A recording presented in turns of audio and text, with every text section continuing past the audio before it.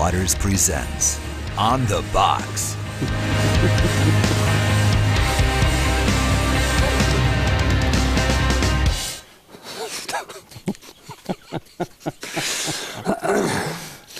Welcome to On the Box. I'm Ray Comfort. No, you're not. You've got a moustache. You're Mark Spence. I'm Ray Comfort. Yes, and this is true. And, you know, it's hard to sit next to Ray without getting the giggles for any amount of time. I can't do it. Yeah, you can. I'm going to try. All right, so we're going to do an entire episode devoted over to open-air preaching. And you know a little bit about that. Mm-hmm. Just a little? A little bit, yeah. Do you know anybody else that open-airs as much as you do?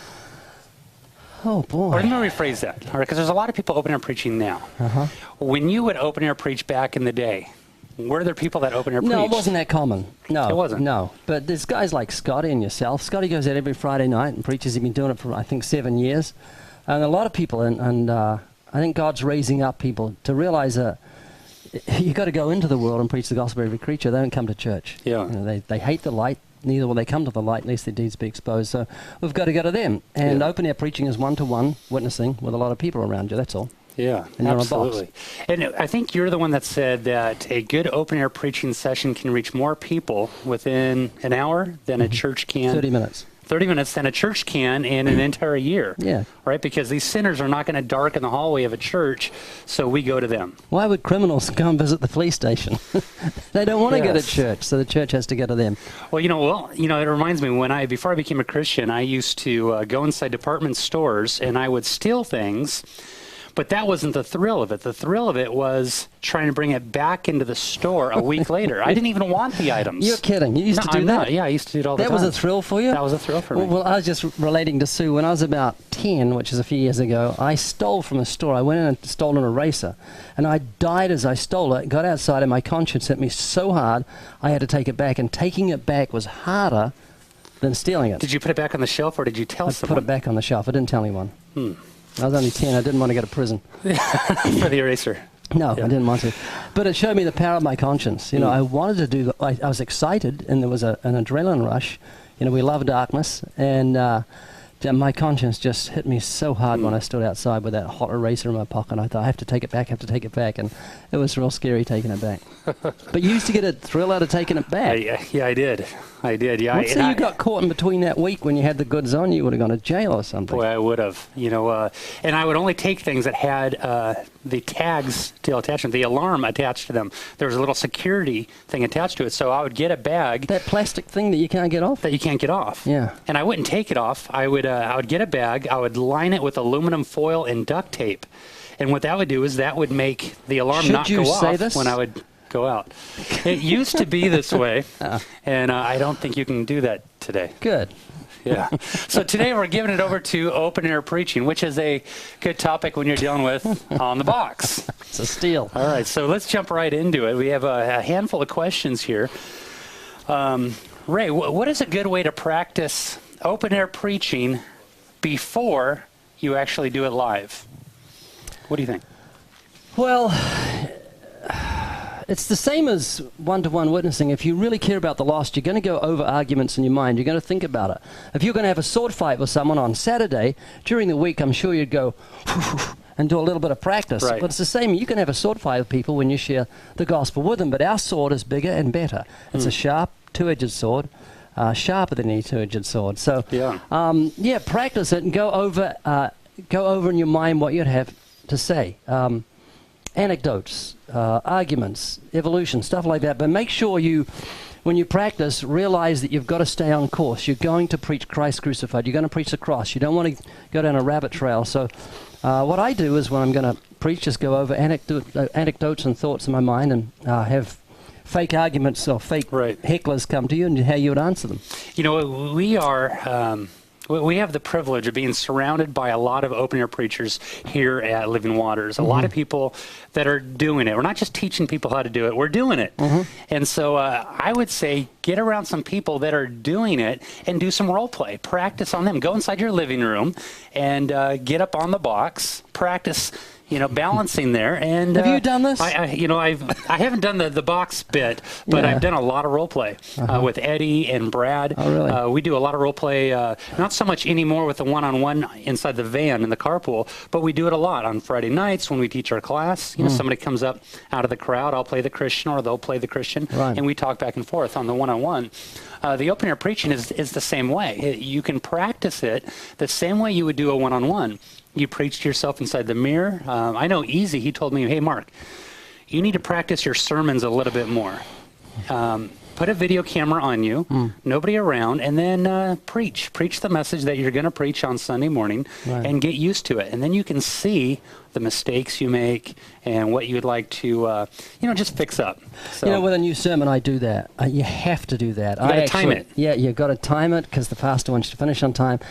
And you've got to figure what works and what doesn't work, because you think you've got a brand new sermon, you think this is great, it's exactly what I want, and you preach it, and you have to get the scalpel out, and without mercy, cut out that which isn't good. Yeah. And so it's always good not to wait till after you preach it live in a church before you realize you need to get the scalpel out. Do it beforehand. And the same applies with open air preaching. So preach to your dog, preach in the shower.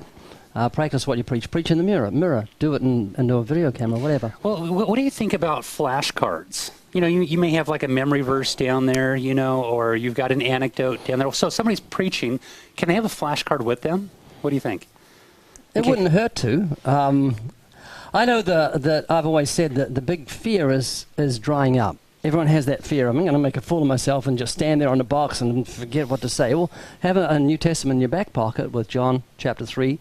Turn down, little dog here, so you can just say, oh, excuse me, and just read John chapter 3, maybe verse 16 or whatever.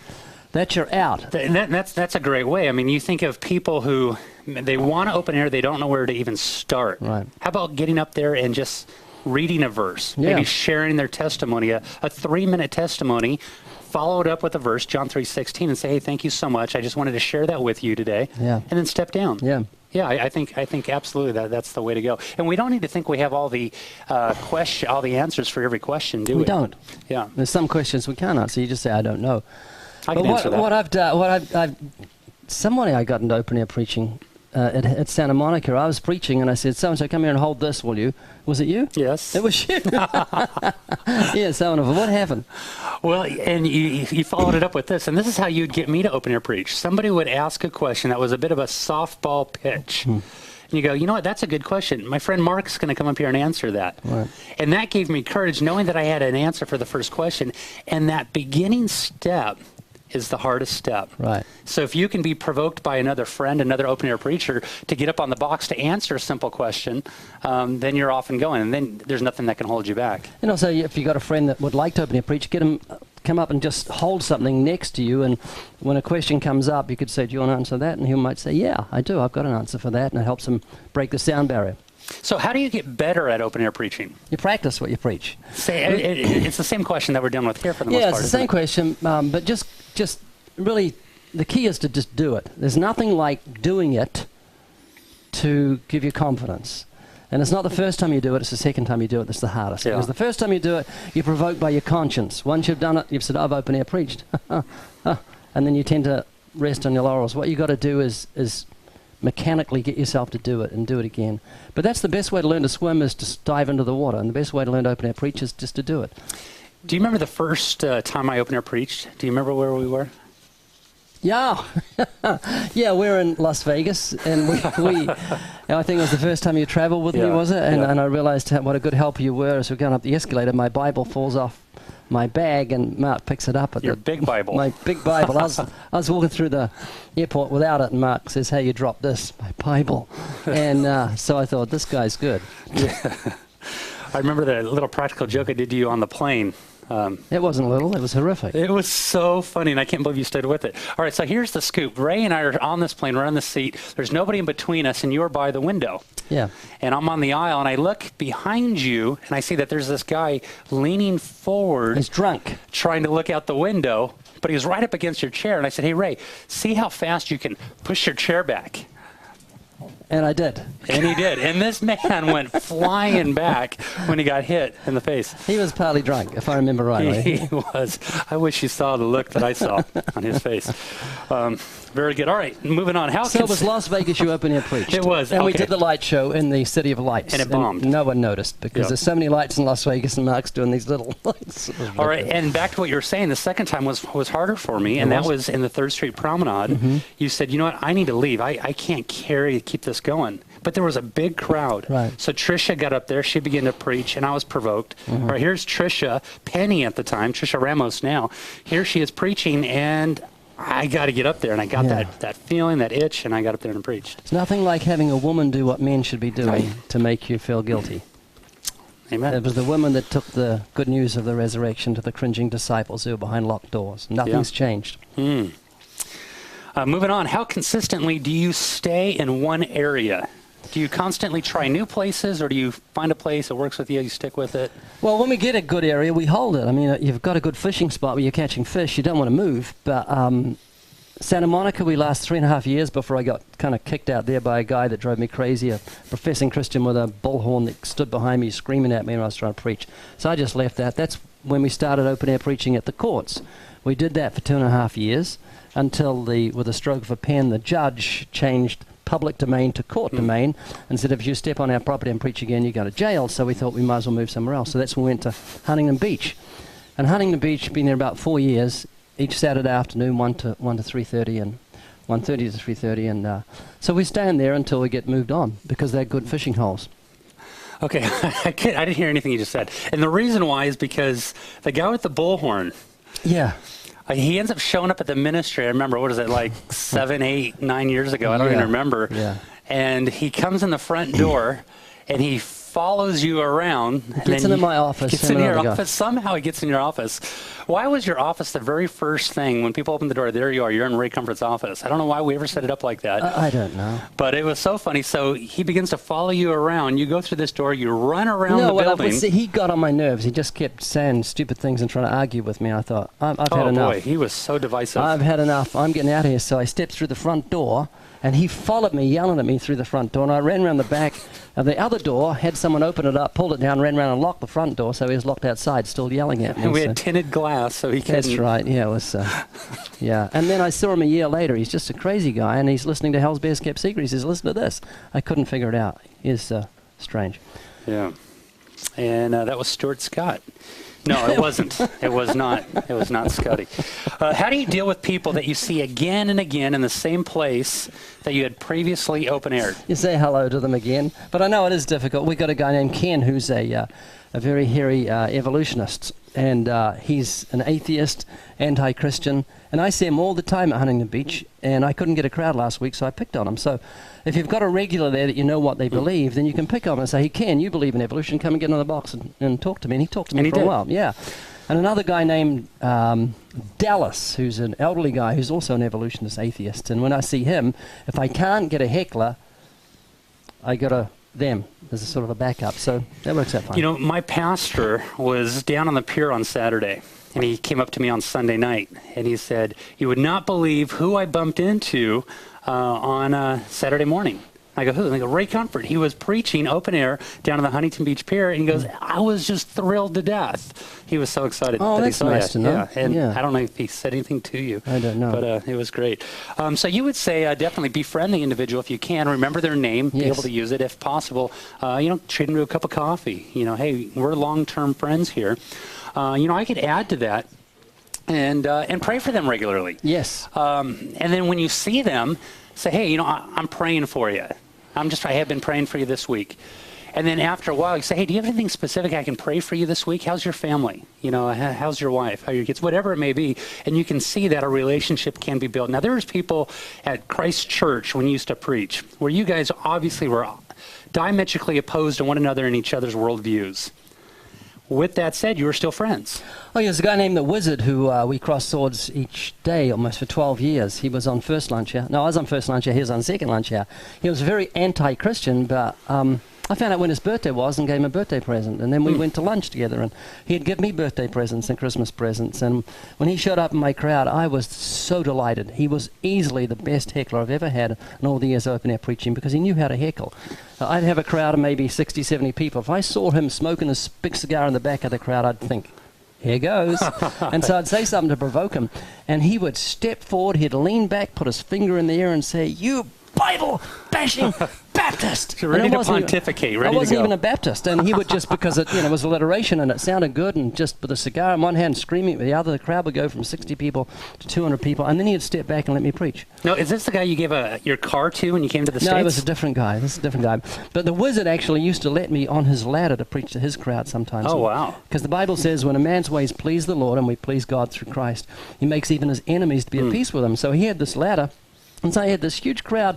I'd say, "Hey, can I give a word off your ladder?" He said, "Sure." And he'd come down and stand there with a cigar, puffing while I'd preach the gospel. It was quite an amazing experience. I love that guy. Now, you used to go by yourself. Do you recommend people preaching by themselves today? It's good if you can take a crowd of 200 with you. Right. I would think of nothing better than having what we call rent a crowd, Yeah. and I have had that sometimes. We used to do a lot of teaching with Youth with a Mission, YWAM, and there'd be like 60 YWAMers come out with me open air preach, and I'd say, "Stand there," and when I got up to preach, that would pull in a crowd. And if you've got rent a crowd, if you've got a group of Christians that will support you, train them how to clap. That sounds strange, but it really does work. We had rent a crowd with Steve Sanchez's church. They showed up on Saturday. So I said, "Okay, when Scotty asks a trivia question and someone gets it right, I want you guys to applaud with all your heart. Have a clapping ministry." Right. And as soon as someone says, "Yeah, I know the answer," and they called out the answer, Scotty'd say, "That's right, let's give him a big hand." And everybody breaks out. And you just watch people from a distance say, "What's going on over there?" And Yes. they come and join the crowd just because they heard a little bit of clapping. So it's a natural thing you can do. It's an easy thing to do, but if you've got a crowd with you, teach them how to clap. Take the hands and hit them together. It makes a sort of a noise. You can do it. And that'll help bring people to hear the gospel. But if you haven't got a crowd, which is what often happens with us, it's often me and Scotty, or me and Scotty and maybe Greg, one of the other guys, you just have to deal with it. I went open air preaching a lot by myself, hundreds or thousands of times by myself in the square. But that was a neat circumstance, because there was 3 or 4 steps right in front of this big cathedral, and I just set up my ladder right in front of people already having lunch. So I already had an instant crowd every day. Did they ever throw their lunch at you? Yes. Someone threw a French fry at me once while I was preaching, and I didn't do that. I was able to catch it and put it in my mouth and not miss a beat preaching. About 2 minutes after that, as I was puffed up and thinking how terrific I was, I saw another fry come at me, so I grabbed it, and it was a cigarette butt. and I burnt my hand on it. So it really taught me to stay humble when you do manage to catch a French fry when open air preaching. So crowds draw bigger crowds. Yeah, it's just absolutely. the way that it is. It's a good thing to advise the helpers, the people that are there, to kind of stand on the outskirts and to go after the people that walk away, that peel away from the open air preacher. Absolutely. You don't want them interacting or trying to talk to them while you're preaching, or they have their back turned to you while That's you're correct. preaching. You don't want them giving out tracts to your crowd. I've had that happen. You've got 80 people all listening to every word of the gospel, and you see this nice Christian guy very quietly, because he doesn't want to disturb anything. He gets down like that in a humble position. He's got his bag full of tracts, and he goes and takes all your hearers and makes them readers. So you think, "Oh, I'll just go home and they can just read the tracts," or whatever. Where was it? Japan, where we were at, where we saw this Japanese man doing an army crawl on the ground, and he kept taking pictures of everything, like from your shoes to your knees, everything. It was just. Oh, that's right. Where was that? That was hilarious. After we preached in the church, we went. It was by a railway station or something, if I remember rightly. Yeah, there was $1 that got dropped on the ground. I gave it. Oh, he was taking pictures of the dollar. He was taking pictures of the dollar. And that was really funny. That is great. The Dalai Lama. All right, so here's a bit of a controversial issue outside of Living Waters, and that is using money as a draw card to preach the gospel. Is it okay to use money? Is it a bit of a bait and switch? And if you don't feel that it is, what do you do when money is not being used to draw the crowd, and the crowd's not biting that? I think it's fine to use money. Jesus used money when he says, "Anyone got a penny?" or whatever it was. And he used it as an illustration. Yeah, good. And there's only 2 gods in this world. Either you serve God or you serve money. And so they're not interested in God, this world. They hate the light. So the way to get their attention is to give away money. And it is against nature. It's like water going uphill for a preacher to be giving away money in public. And that's what we do. And it's actually... It's taken a lot of heat off me, because for years when I open air preached, every day I'd had to come with a different anecdote to try and get people's attention. I'd start in the natural and give some sort of anecdote, a news item, and try and bounce off it. And often I'd get it clear in my mind. I'd practice all morning and get up to preach, and I'd preach something else. It was just strange. But with the trivia that we ask, like, what's the capital of England? Los Angeles. Yeah, that's it. Or what's the capital of France? And people will call out and you say, here's $1, let's give so-and-so a big hand. It's taken that heat off it, because now I can draw a crowd as legitimately giving them money, making them feel good. We give away money when people get questions wrong, which is a great thing to do.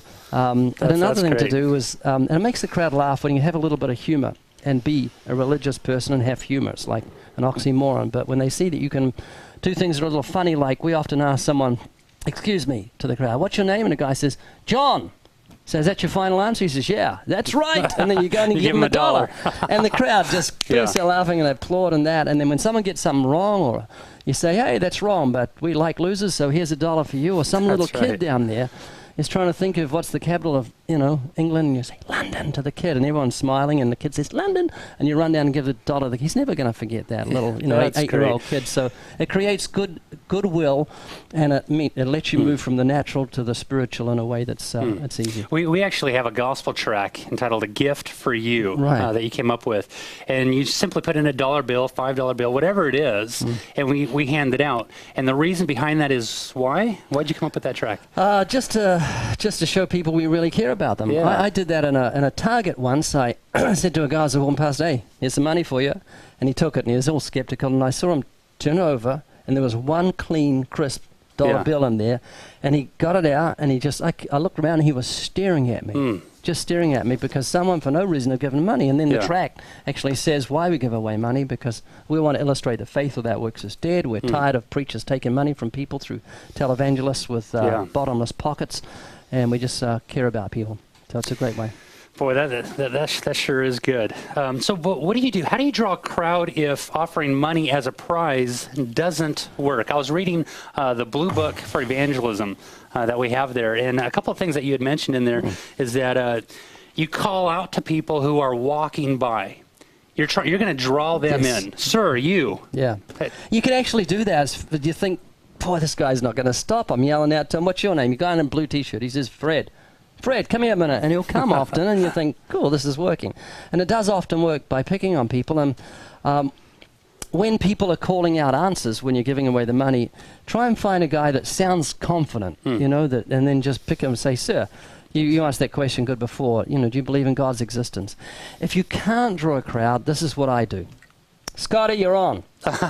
And Scotty gets up and he starts and he does trivia in a different voice and a different tone and more money. Often we'll pull a crowd. And if Scotty can't do it, he'll hand back to me. That's it. Now, boy, that seems to be the most difficult part, is drawing the crowd. I remember when I'd go out there on Saturday, you'd say, Mark, get up there and preach. And I would say, draw me a crowd first. And you'd say, you draw me a crowd first and I'll preach. Yeah. And nobody wants to go first, breaking that whole sound barrier. But it seems that the trivia is the way to go. The one thing that I like to do, if I'm not going to be doing the trivia, and I'm not very good at the trivia, that is, I pull out a common objection.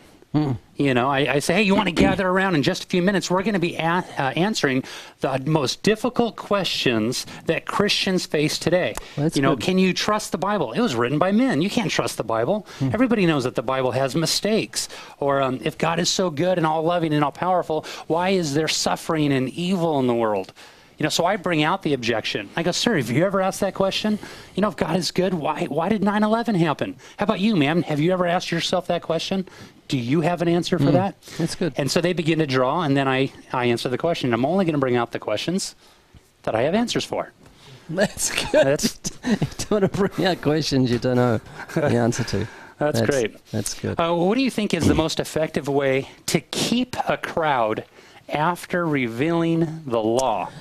Yeah, it's very disheartening to go through the commandments and bring a knowledge of sin and have a person under conviction by the grace of God, And then the moment you mention Jesus, it's like you've turned a light on and the cockroaches just turn and leave. That's disheartening. So what I do, and I think it's very important, is you keep your energy level very high.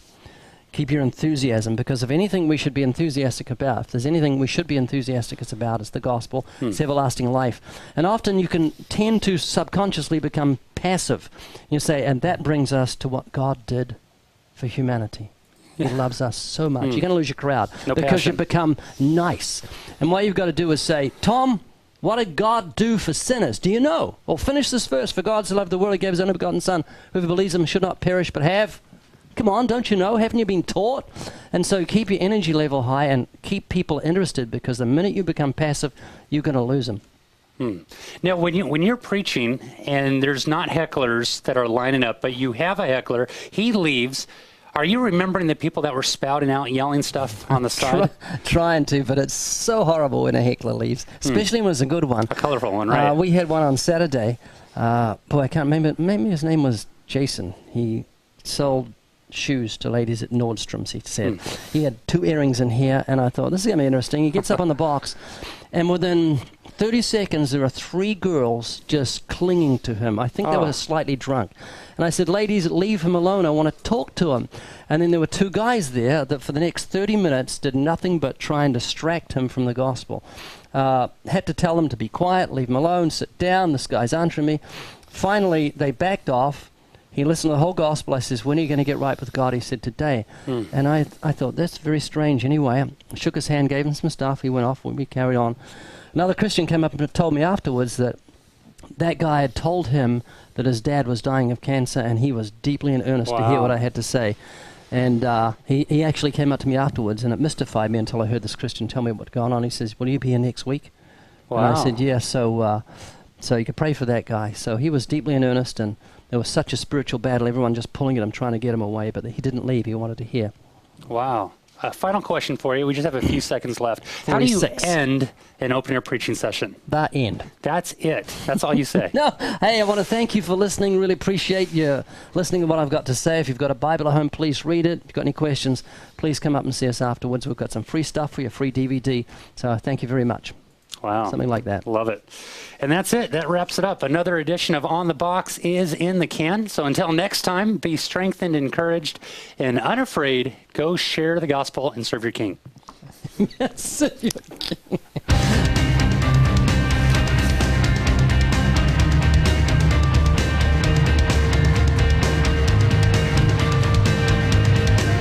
full of it!